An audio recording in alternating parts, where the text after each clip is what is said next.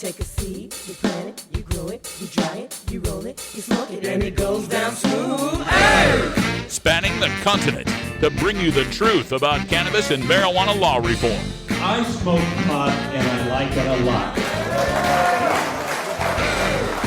CannabisRadio.com presents The Russ Belville Show, the voice of the marijuana nation. Hey, this is great, man. Now, here's your host, Radical Russ Belville. Good day, tokers and tokettes and non-toking lovers of liberty. It is Tuesday, June 7th, 2016, and it's got to be 420 somewhere in the world. My goodness, welcome back. Glad to have you here. We're having all sorts of fun here at the Russ Belville Show. We're live from Hottsdale, Arizona, where it's, once again, triple digits, 6, 7, I don't know what it is out there. It's just damn hot.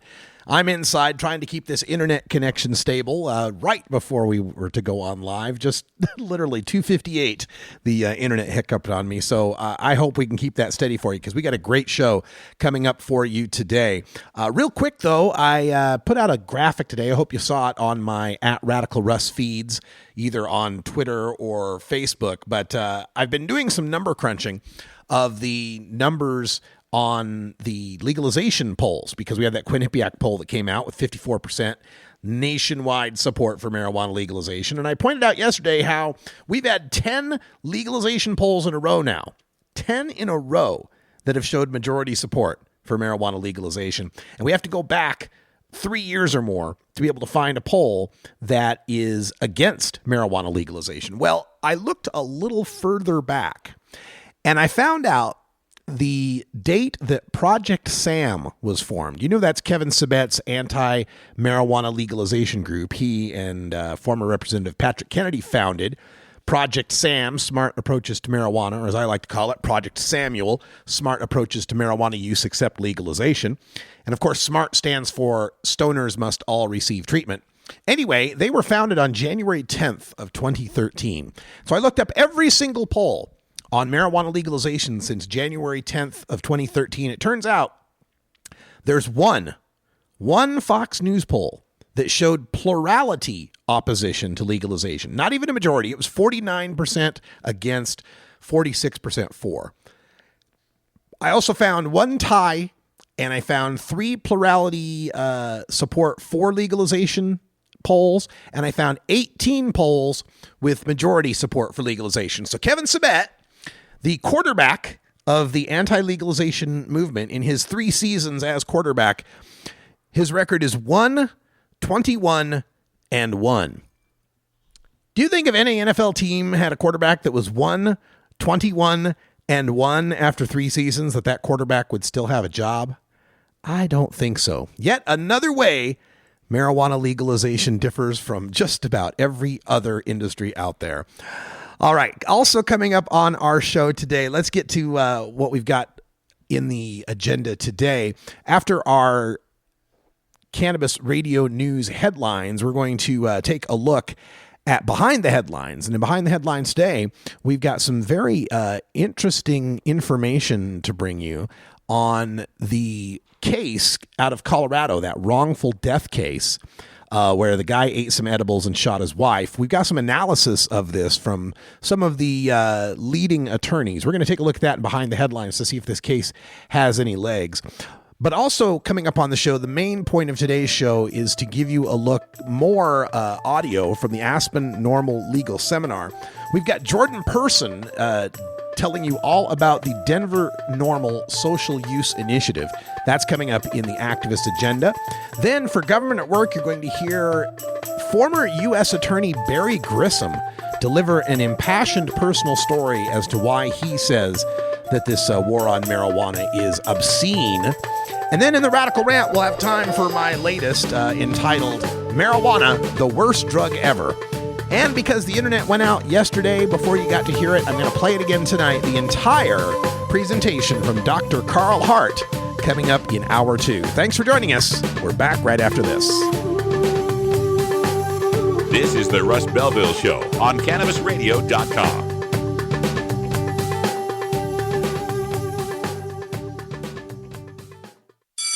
Next to THC and CBD, you can now add CBR to your cannabis vernacular. CBR as in CannabisRadio.com. Great websites today need expert web design and development and need to be e-commerce ready and mobile friendly. But building a marketable and profitable website can be an uphill climb. Ready to make your new website or replace your existing website? Think Orange as the new way to get in the black. Orange Hill Development works with Fortune 500 companies and offer the same top quality development service at a fraction of what other providers charge. Brands like Absolute, Carlsberg, and Nestea trust Orange Hill Development. Find out why you should trust your website with Orange Hill. Contact Orange Hill for a consultation today at orangehilldevelopment.com. Hello and welcome all you high-flying, die-trying, roll-a-Philly blunt for your friend hemsters, every roach-smoking bong token, however you get your THC can enthusiasts, all you rebels, individualistic originals, and outside-the-box ganja warriors, you chunky monkey, Cherry Garcia, munchie-loving hemsters, all you captive earth surfers, astral travelers, and ganja-loving connoisseurs, all you high-flying, wide-smiling, ganja-rific cannabophiles, welcome to everyone except Donald Trump supporters, because that's how I really feel. The Grow Show with Kyle Kushman, only on CannabisRadio.com. You're not high. You're listening to the Russ Belville Show on CannabisRadio.com. They're bringing drugs, they're bringing crime, they're rapists, and some, I assume, are good people. Okay, maybe you're high, too. Coming soon to a city near you, Cannabis Finance Boot Camp. Get all your cannabis accounting, legal, and compliance questions answered by their knowledgeable panel of industry experts who want to help your canna business boom. Whether you're a grower, dispensary operator, or a newcomer to the field, your canna business needs Cannabis Finance Boot Camp. For information on upcoming events, visit CannabisFinanceBootCamp.com.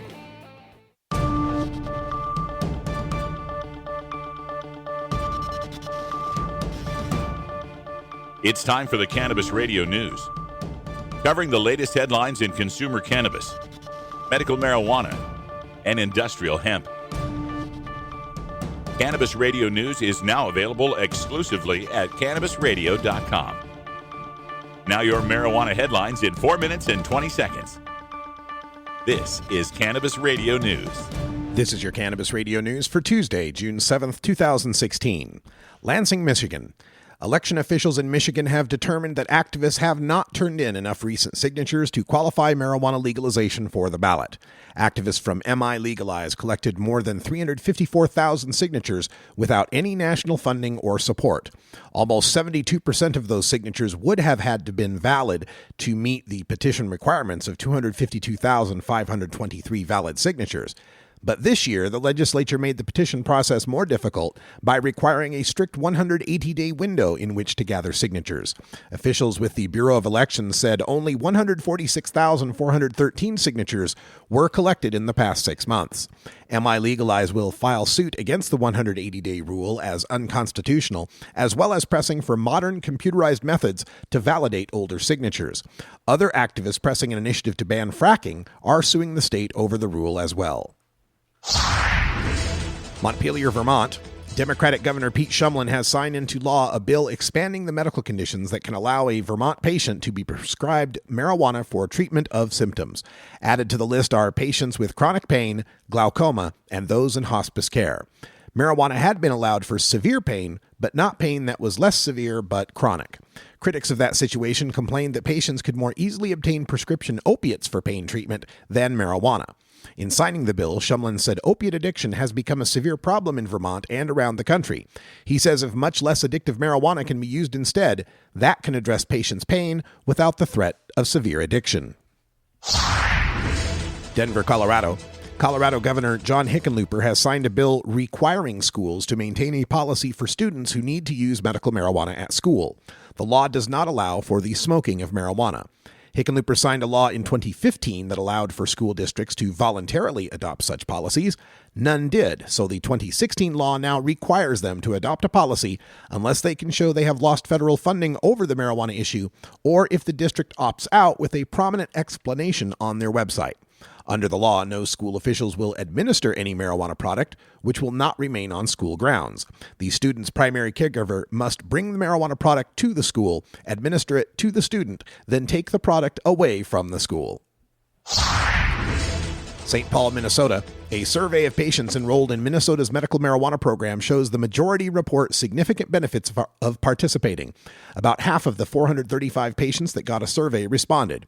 Those with cancer reported the highest benefits of the program. Others surveyed have severe muscle spasms or seizures. About 66% of patients responding to the Minnesota Department of Health survey reported significant benefits. Another 24% reported mild to moderate benefits. 1/5 of the patients reported side effects such as feeling lightheaded, paranoid, or sleepy. The state says about 1,300 people have been approved for the program since it launched last year. Jerusalem, Israel. A new study of over 20,000 patients receiving medical marijuana in Israel show the program to be a success.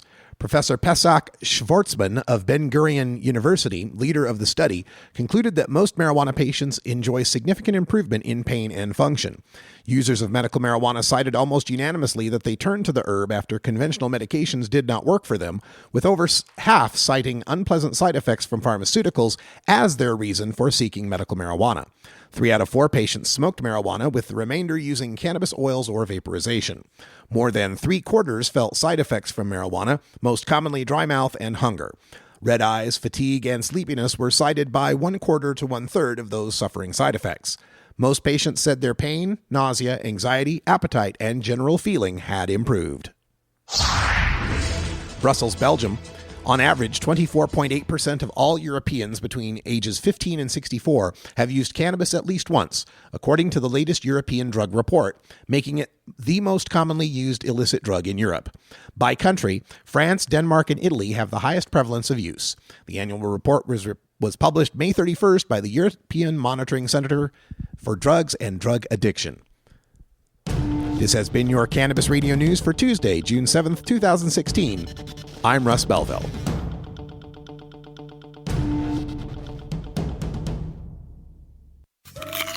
Keep your cannabis cravings under control. Feed your mind with CannabisRadio.com. The next generation of vaporizers has arrived. Vuber vaporizers are blazing the way with unparalleled technology for oil, concentrate, or dry flower pens. Providing unsurpassed customer service and expert craftsmanship, Vuber vaporizers use cutting-edge technology, providing a power-packed, smoother vapor with a lifetime guarantee. Experience vaporizing the way it was meant to be. The Vuber way.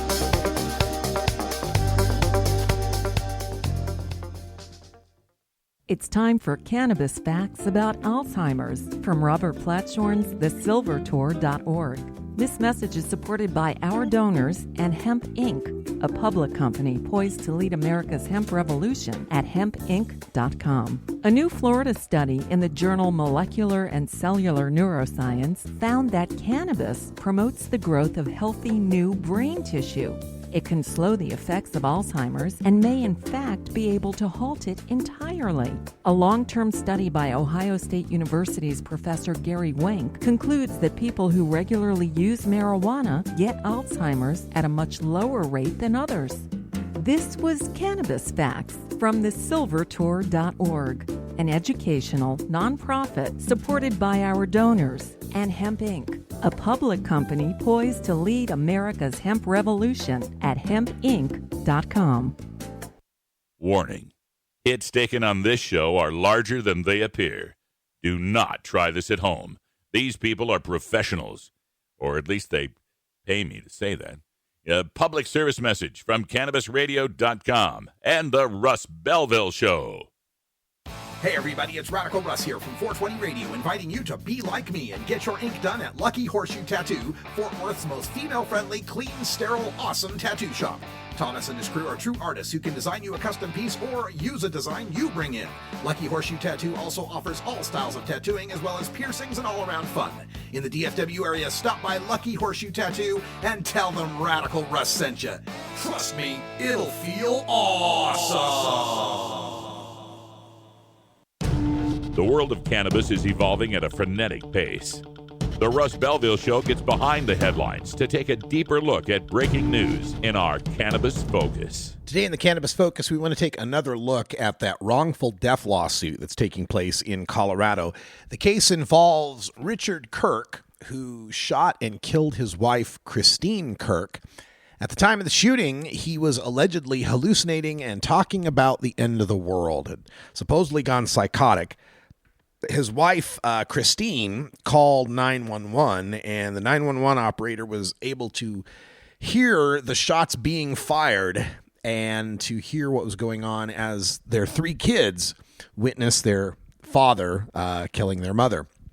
Now those three kids have filed suit, a wrongful death suit, against the candy maker, which is called Gaia's Garden LLC, and the dispensary, which is called Nutritional Elements, Inc. And that's where this candy is, like a Tootsie Roll candy that he got. So the kids allege that the candy maker and the dispensary, quote, failed to warn that edibles could lead to paranoia, psychosis, and hallucinations, and negligently, recklessly, and purposefully concealed vital dosage and labeling information from their actual and prospective purchasers to make a profit.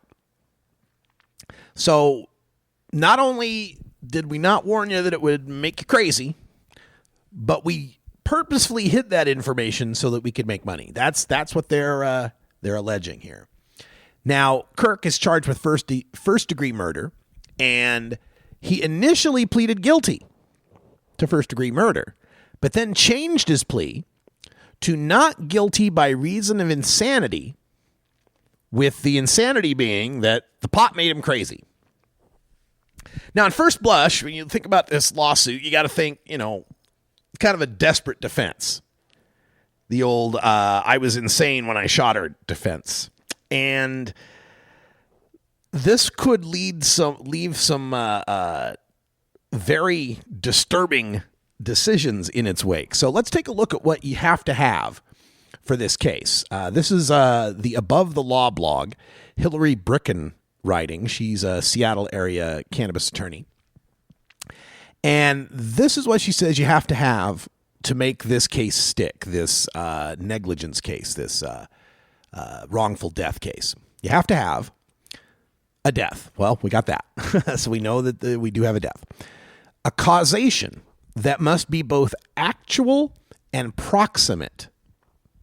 So we have to prove that not only does eating the marijuana candy lead to the hallucination, psychosis, and paranoia, we have to prove there's a causation. Didn't just so happen that he eats this candy and he's already psycho on his own. We have to prove the candy made him psycho. And that it was proximate. That there was nothing else between him eating the candy and going psycho that led to being the psycho, is the direct cause, in other words. Then we have to show the survival of family members who are suffering monetary injury as a result of the death. That's easy enough to do. The father's dead. There's no more income coming in to support those kids. And the mother's dead. The mother's dead. The father's in prison. No more money coming in to support the kids. And the appointment of a personal representative for the decedent's estate. And Bricken writes that the biggest issue for the plaintiffs, the kids, will be the causation. They'll probably have to show some combination of the following. 1, the labels and packaging on the edible failed to adequately warn of the side effects like psychosis. And you're going to have to prove that there is such a side effect, right? That such a side effect can be expected. And then prove that it wasn't adequately warned about. 2, the defendants knew or should have known that the allegedly inadequate labels would lead to Kirk killing his wife, or knew or should have known not to sell the edible specifically to Kirk. And 3, adequate warning labels would have prevented Kirk from killing his wife, and or that not selling the edible to Kirk would have prevented Kirk from killing his wife. And right off the bat here, Bricken says, I see the chances of prevailing in this lawsuit slim at best.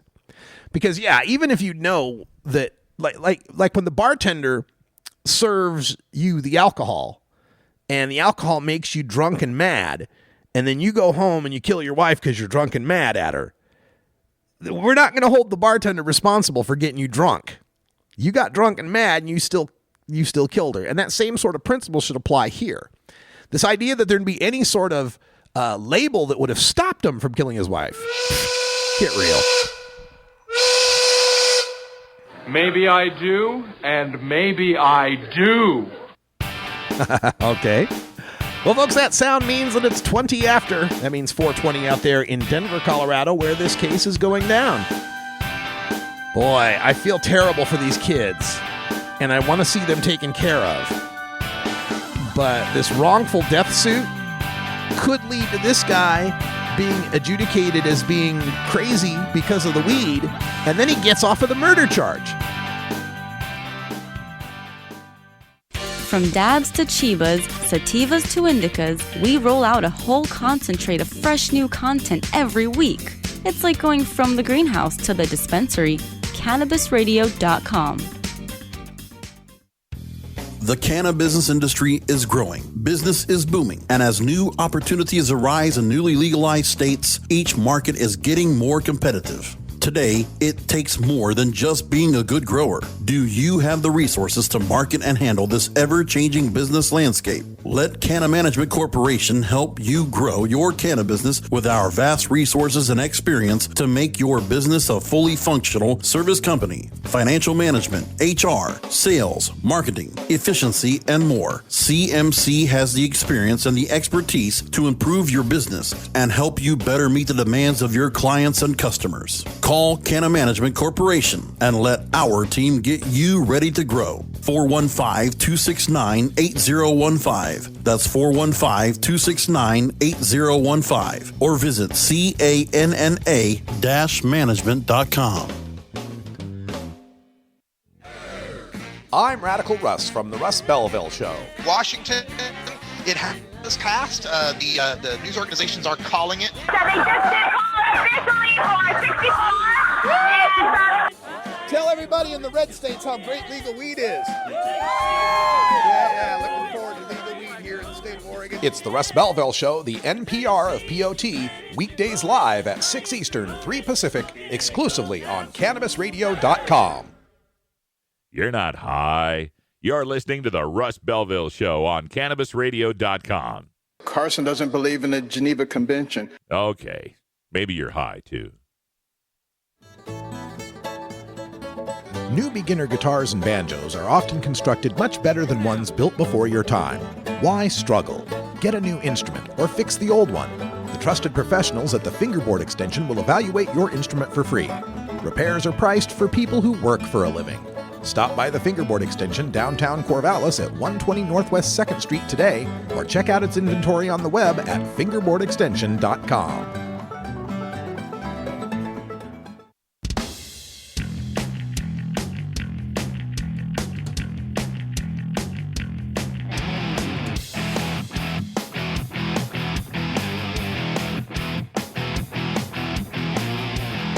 Activism begins with ACT. The Russ Belville Show features the stories of hardworking grassroots activists working for an end to prohibition in today's activist agenda. Today in the Activist Agenda, we are taking a look at what's happening in Denver, Colorado, where a marijuana social use initiative had been started in 2015 and then pulled right before it was set to make the ballot. Nothing happened after that, so Denver NORML has stepped into the void with a social use initiative. This is their executive director, Jordan Person. Really propelled me into a life of activism.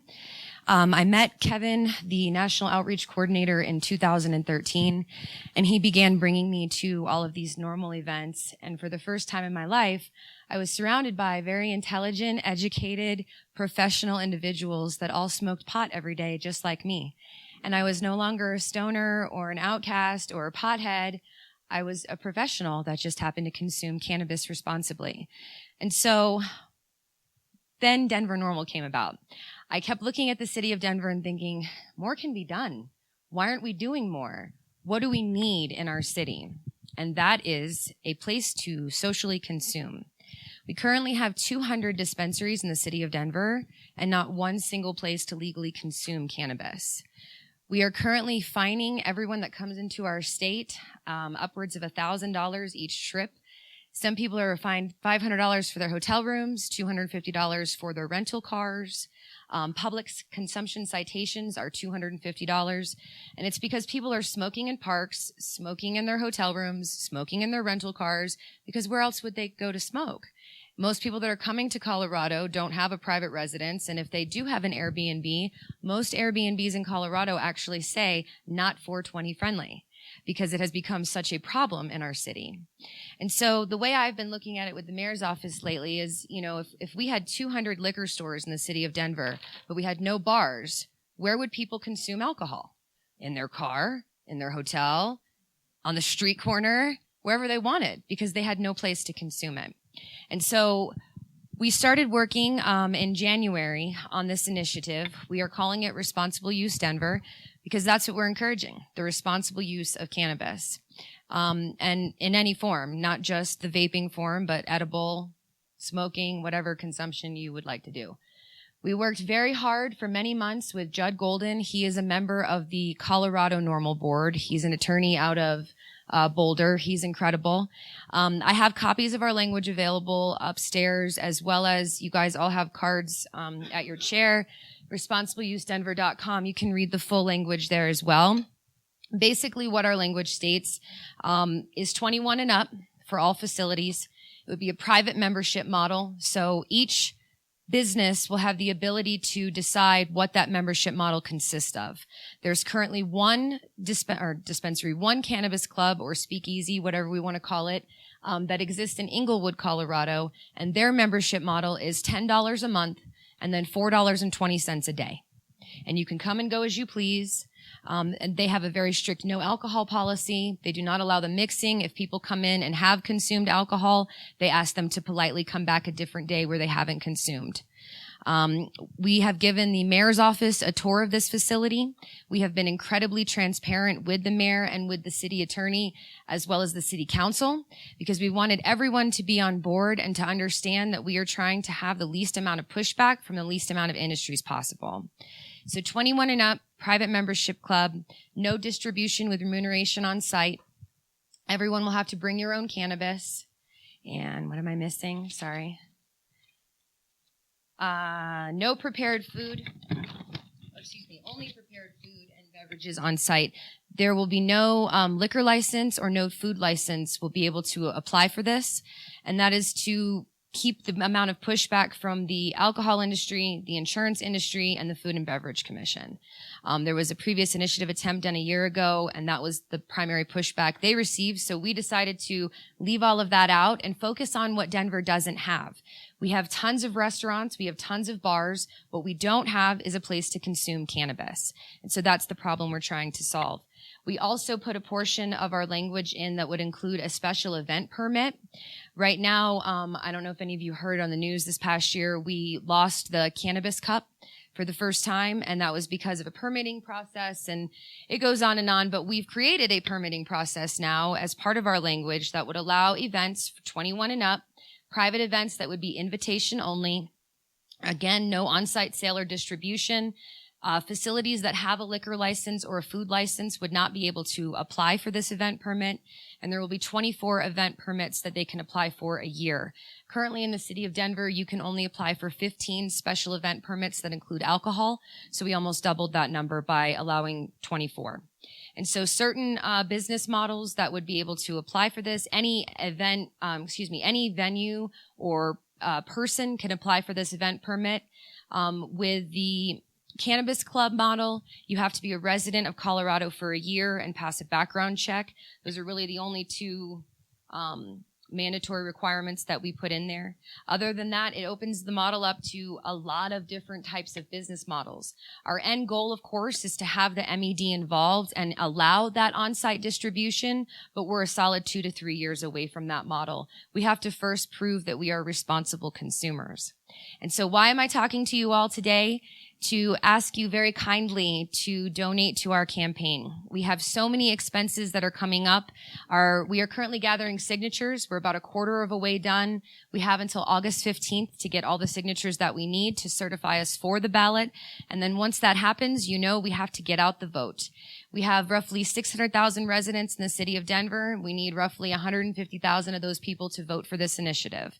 We only need 5,000 signatures, but 150,000 votes. So please open your wallets and your pocketbooks and your hearts to Denver Normal and to this initiative.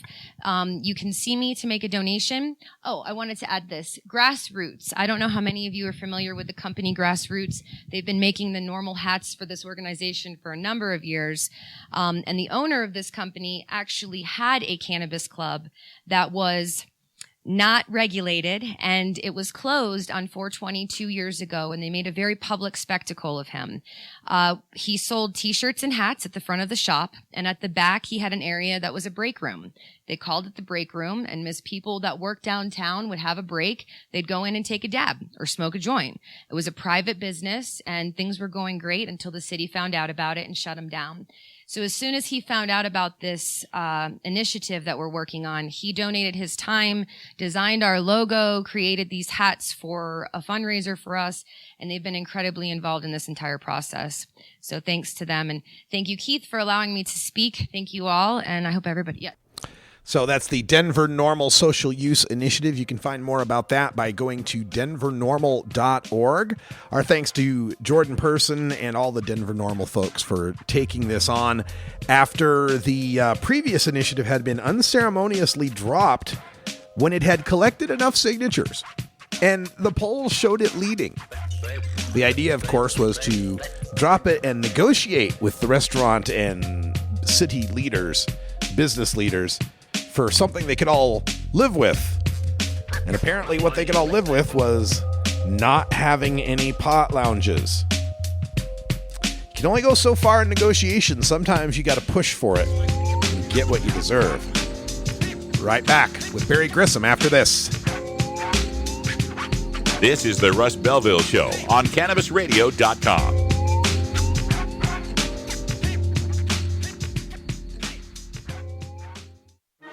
Legal to listen to all over the world. We're just not sure about France. CannabisRadio.com.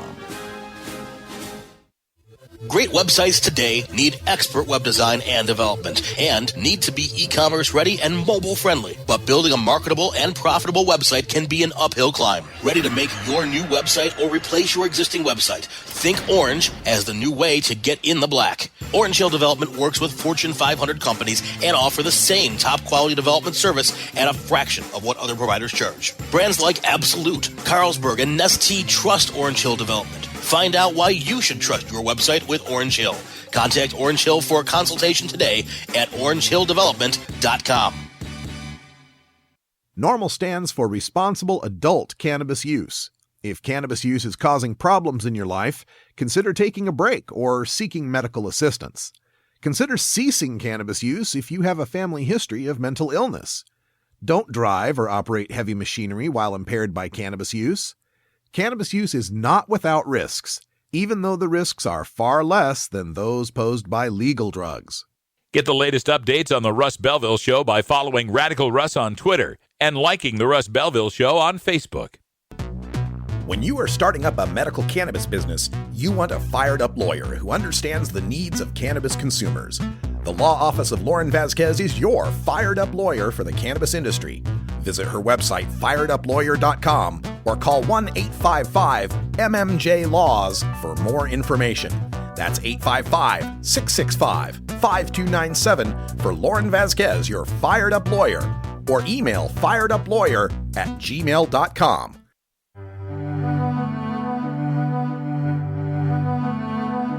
Reforming America's marijuana prohibition laws takes education, lobbying, and voting. From Washington, D.C. to your state capital to your city hall, marijuana law reform involves all levels of civic life. Learn how you can make your impact with elected officials as we take a look at our government at work. Today in Government at Work, we get to hear from a man who turned out to be a superstar at the Aspen Normal Legal Seminar, the former U.S. Attorney for the state of Kansas. His name is Barry Grissom, and he told us a lot about his background, being a skier, loving Breckenridge, having spent a lot of time in the Emerald Triangle. He's one of us, and now you'll know why. Now, my talk is supposed to my observations as a former United States attorney concerning drug laws. As it relates to cannabis, what's the technical term? Sucks. It makes no sense. I mean, we're all on the same page. I'm preaching to the choir here, but every person who stood up here, whether you believe there has any medical qualities about it or not, the fact that we will deprive our fellow citizens of their liberty and warehouse them in cages because they are manufacturing or using cannabis is obscene. It is nothing short of an obscenity, and we as a society should be embarrassed by that. Again, this morning we heard about the number of people who are in prison. Well, make America great again, right? Well, we're number one there, baby. We have more people in prison per capita than any other nation on the face of the earth. We're not that bad of people, as the lady said this morning. I love that. I mean, we're not that different from other folks. I will differ with her on one point. We are different than a lot of other folks, and that difference is everybody and his brother's got a gun. And I could talk for hours on that. But as a United States attorney, I had the incredible privilege of holding that office during a time of what I think 20 years from now, when people look back at the Obama administration, when they look back at the time that Eric Holder sat in that seat and Loretta Lynch sat in that seat, they will say that this was truly a Renaissance time, that the Department of Justice returned to its mission, which is justice, not meting out penalties and time. And that's something I am incredibly proud that I had that incredible honor to serve this president and to serve those two of the finest attorney generals ever. What's going to happen going forward? That's the real question. Actually, it's a huge question. What's going to happen?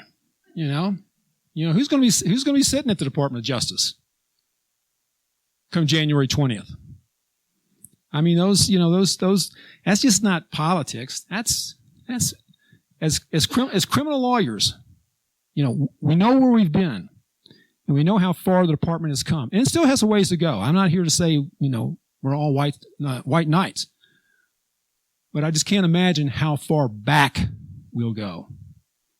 Particularly, I hear some of the names being floated around to sit in Robert Kennedy's office. It's offensive, but nevertheless, my perception is we have a failed system when it comes to cannabis regulation. We have a failed system that is considered to be a Schedule I drug. It's resulted in us having one of the fastest growing businesses in our country, which is the building of private prisons. I don't think government should outsource its responsibilities. And the growth of businesses and let's face it, we talk about changes in the area of cannabis law. Two huge players, Big Pharma, private prisons. If I impact 1/3 of your business model, you're going to object to me making that change. And if we were to legalize cannabis and let states regulate it as they choose to, that's going to affect the CCA and that whole group of folks, 1/3 of their business model. They may have to shut down. Wouldn't that be terrible? So, as a former U.S. attorney, I'm here, and the reason why I reached out to Alan and Keith, I said, I think I have somewhat, not Barry, but as the former U.S. attorney, I think I have something unique to bring to the fight. A skill set that I hope will help move the ball a little quicker. And I sent him an email saying, this is who I am, this is what I'm going to do. And Alan wrote back and he said, we help people in law enforcement who want to change careers and set up cannabis farms all the time. And I went, no, I'm not looking to set up anything. No, you missed the point here. What can I do to help? Pause. Really? So when we were in D.C., Renee and I stopped by their office and said, anything we can do to help? And Keith was kind enough to reach out and said, you want to go to Aspen? What a silly question. You want to go to Aspen? Sure. So I hope that my efforts now and my efforts in the future will help move Normal's message. I know that we've got my sister state of Missouri. We got it on the ballot this fall about medical marijuana. And I thought, well, if they had some money to do some TV advertising, wouldn't it be interesting if the former United States attorney got up and said, the laws as they exist right now are foolish. You're harming people.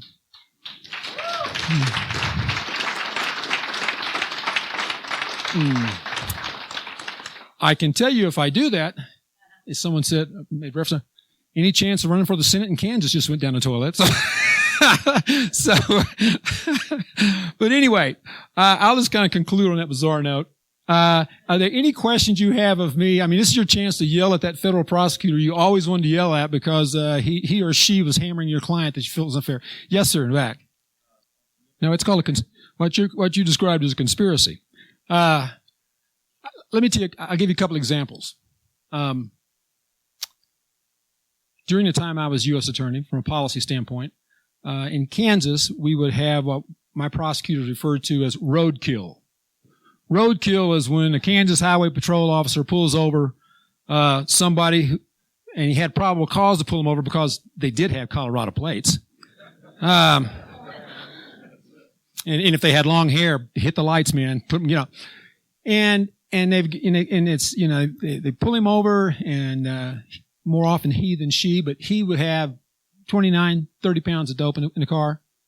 Oh, they'd get all excited. They'd call DEA. DEA'd come out, take lots of photographs, and refer it to my AUSAs, and we'd have a meeting about what we're doing. Well, we got this case. Well, tell me about it. And I look at him and go, that's it? Our rule of thumb in Kansas, while I was there, and I think it's still, because my first assistant is now the acting, and he and I are very much on the same page. I said, if you pull somebody over, and it's some kid from Fort Collins who's driving to Virginia Beach, and he's got 100 pounds of dope, no methamphetamine, no criminal record, no gun, he doesn't have $25,000 in smelly cash in the front seat, I don't care. Give it to the county prosecutor. Again, resource. Let them spend their money prosecuting that person. I got a bigger fish to fry. I got guys who have images on computers of 2 and 3 and 4-year-olds being orally and anally raped. I want those guys. That's where I want to spend my money. Yeah. So so I can't speak for everyone, but again, going back to that, making that institutional change, just like a big battleship. There's still those prosecutors out there who have that. And one of the things that we have done as part of the Smart on Crime is it has to be approved by the U.S. attorney or his designee, typically his first assistant or his criminal chief. So I will kind of close with or I'll leave it open for questions, but I'll close with a personal story. Keep it together. My wife and I, as I said, we love Mendocino, California. We used to own an inn on Highway 1. Beautiful little inn. As I like to tell everybody, it was on the Kansas side of Highway 1. I think we were the only people who bought property in California and lost money. So anyway, and to show you how smart we were, we bought it twice. That's how much we loved it. Lost a ton of dough, but it was great. Got great friends. Love it out there. This lovely young woman who worked for us, I won't use her name. She worked for us, and we're talking, and she's an attractive girl, and she was a Division I swimmer. And I go, well, where'd you swim? She goes, I swim at Kansas. I said, Rock Chalk Jayhawk.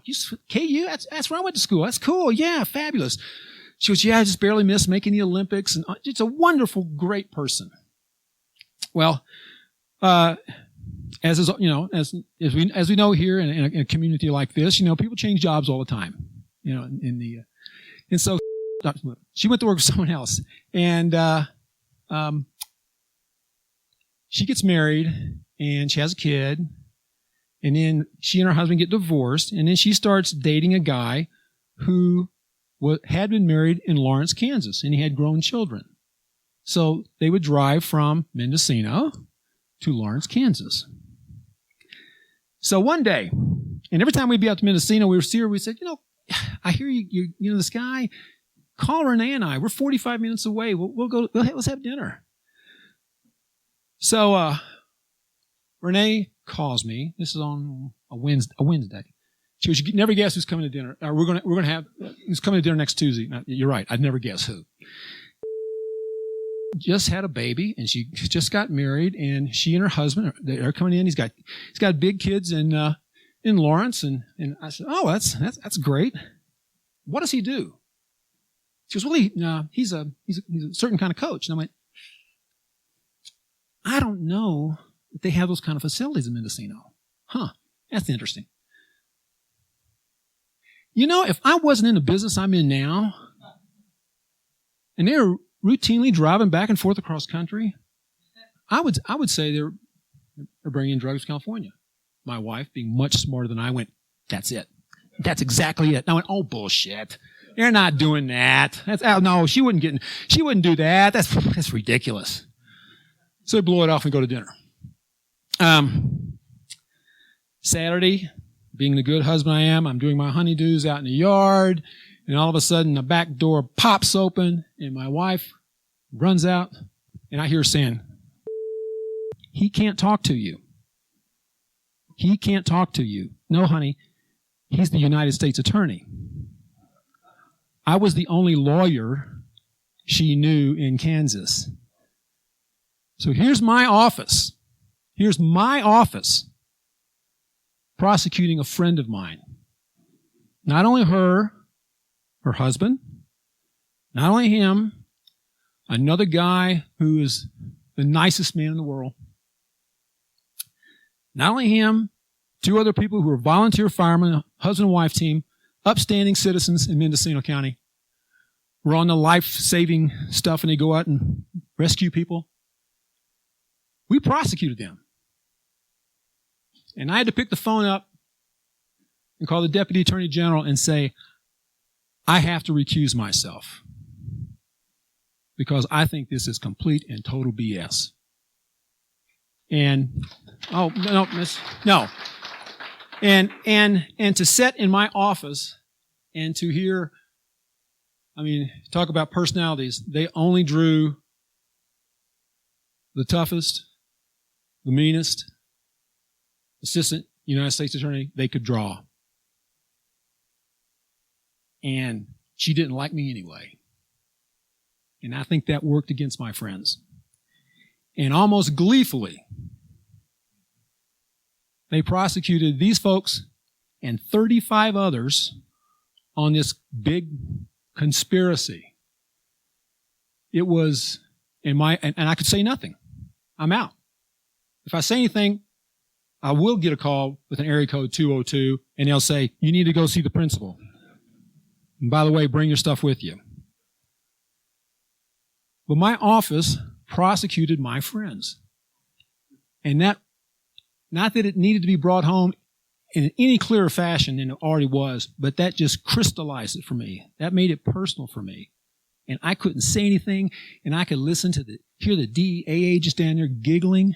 Are you kidding me? So that's why I'm here.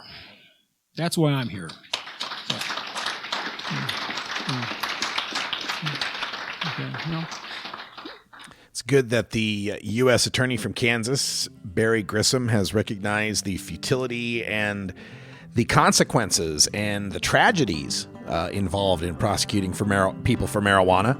No doubt his office handled a lot of those prosecutions. And like happens to many politicians, once it hits them personally, they seem to get wisdom on it. Like Jeb Bush seems to be cool with immigration since he married a Mexican lady. Dick Cheney, he's cool with gay marriage now that he has a gay daughter. Amazing how some of these people change their tune when it affects them personally, isn't it? All right, stick around. Radical Rant is up next. I'm going to tell you about marijuana, the worst drug ever. And then hour 2, Dr. Carl Hart. This is the Russ Belville Show on CannabisRadio.com. Being green is good. Growing green is good. Making green is great. CannabisRadio.com.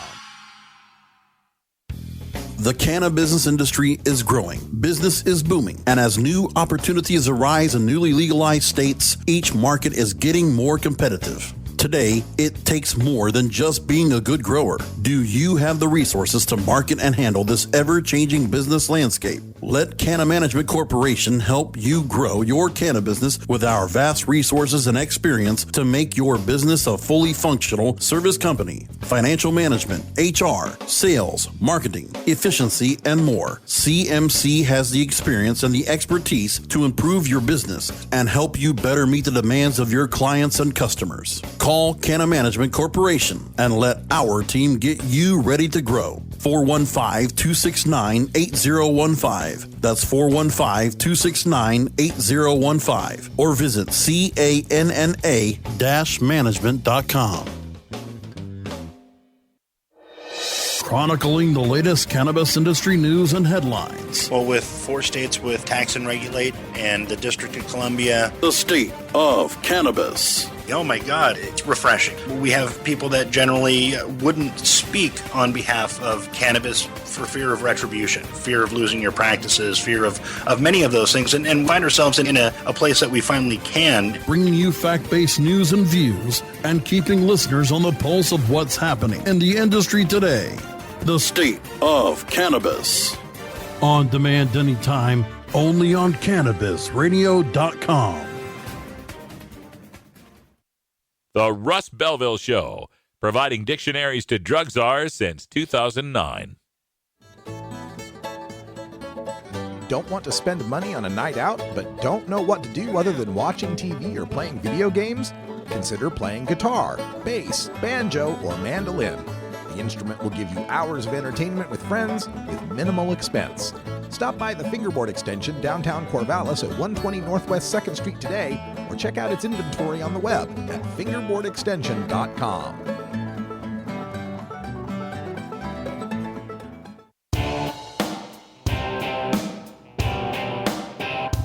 We must wage what I have called total war against public enemy number one. I support a change in law to end federal criminal penalties for possession of up to 1 ounce of marijuana. That marijuana, pot, grass, whatever you want to call it, is probably the most dangerous drug. Some think there won't be room for them in jail. We'll make room. I experimented with marijuana a time or two, and I didn't like it and didn't inhale. One major responsibility is to encourage people to use less drugs. Entirely legitimate topic for debate. Radical Rant. Just stop it already. You there. Yes, you, this person who keeps insisting that adults continue to be punished for using marijuana. Nobody's buying your scaremongering anymore. The last vestiges of your 80-year propaganda campaign against humankind's most complementary plant ring more hollow with every passing month. This latest move by the Food and Drug Administration to approve amphetamines in gummy candy form for kids, well, that may have just driven the stake through your most effective fright. What about the children? Really? You want to keep scaring us about the pot gummy bears sold in adults-only stores where IDs are checked, worried that we may leave them out for the unsuspecting youngsters, or, more wickedly, we may place them in their Halloween candy bags after the FDA has approved gummy speed. Right. For decades now, you've held marijuana up to an absurd double standard that no other drug must endure. And finally, the general public is starting to notice. For instance, you tell us it'd be the worst thing ever if marijuana retailers in the legal states were to advertise their products using cartoons, because that would make marijuana appealing to the children. Yet you can't make it through an hour of TV without seeing that cartoon umbrella or cartoon robe for that terribly depressed cartoon lady who needs the new depression pill to help the old depression pill she's already taking that isn't working. Or what about the cartoon innards of the cartoon man who needs a new digestion pill to counteract his lousy diet? or the cartoon snot, or the cartoon toenail fungus, or the cartoon bee. It's getting more and more difficult to find a prescription ad without cartoons or CGI. You tell us that marijuana is just too dangerous for the kids, even in the states where it's legal, even when those states require 2 doctors for a pediatric recommendation. But then the FDA goes ahead and approves the use of OxyContin for children as young as 11.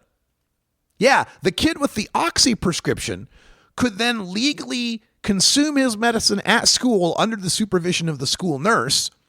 But the parents of the kid who needs medical marijuana, well, they have to go to the state house and get a bill passed to allow them to drive to school each day and administer a few drops of non-psychoactive CBD oil.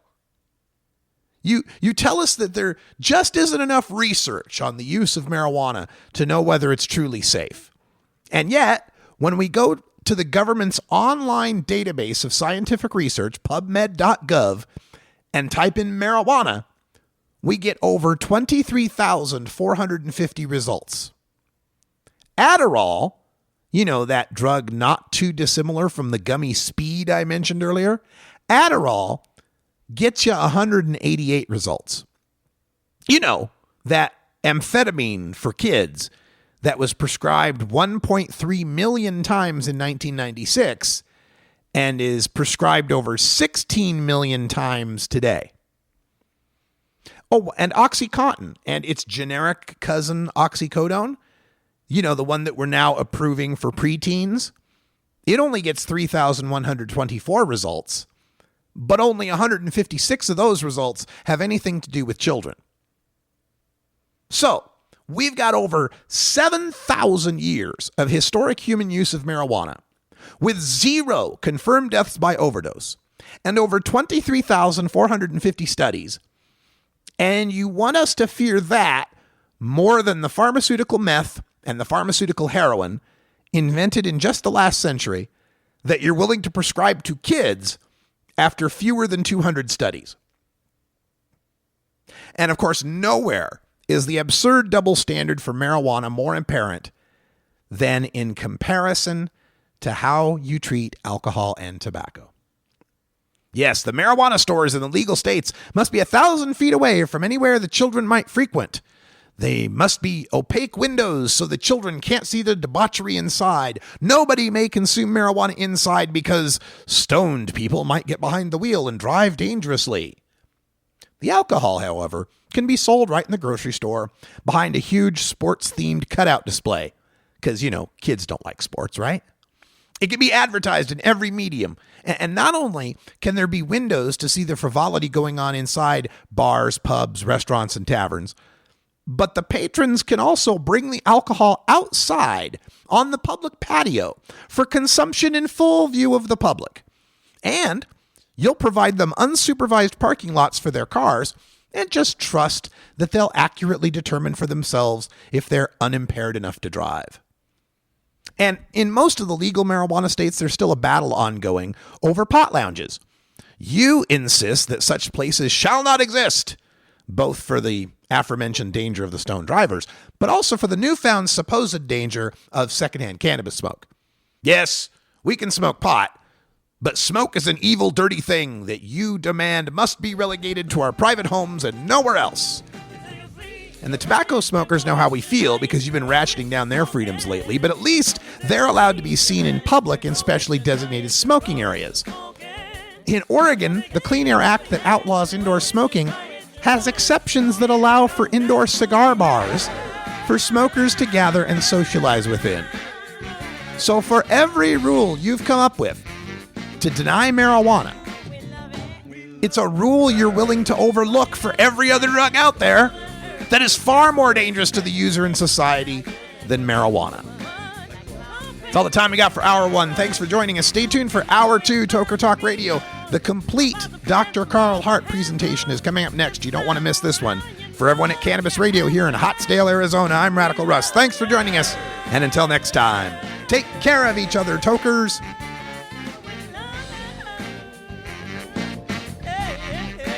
This is the Russ Belville Show. The The Russ Belville Show is blogging and podcasting daily at radicalruss.com.